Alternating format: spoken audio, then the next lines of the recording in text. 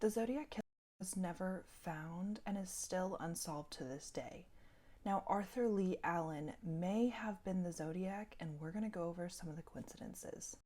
Allen wore and owned a Zodiac watch. This watch did have the crosshairs and circle just like the Zodiac did with his letters.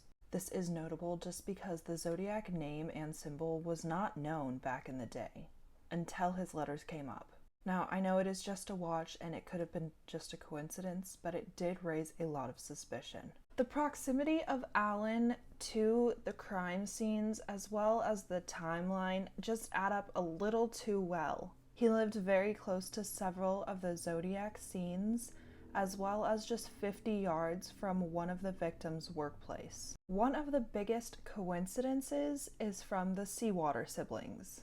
These siblings knew Allen when they were children, and they claim that they accompanied him on multiple trips to different locations where later on the Zodiac would be.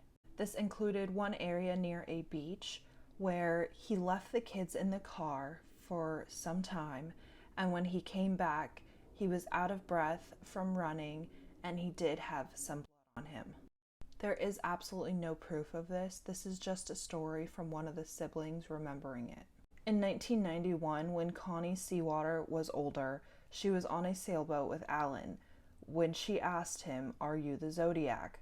And his response was, "If I tell you, I will have to end you." This is obviously a creepy and memorable response.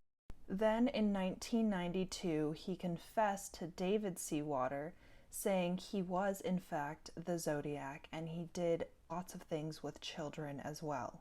When David called his mother and his siblings to tell them what Allen had just confessed, they didn't believe David. This actually caused a rift in the family and all of the siblings stopped talking for some time.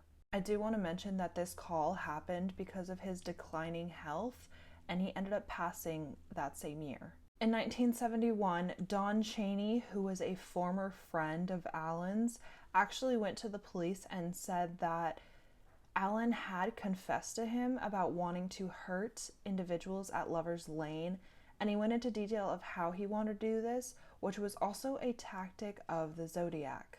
In 1991, a survivor of one of the attacks actually identified Allen in a police lineup. However, this was 20 years after the attack had happened. This video is getting a little long, so we're going to stop here and we'll go to a part 2.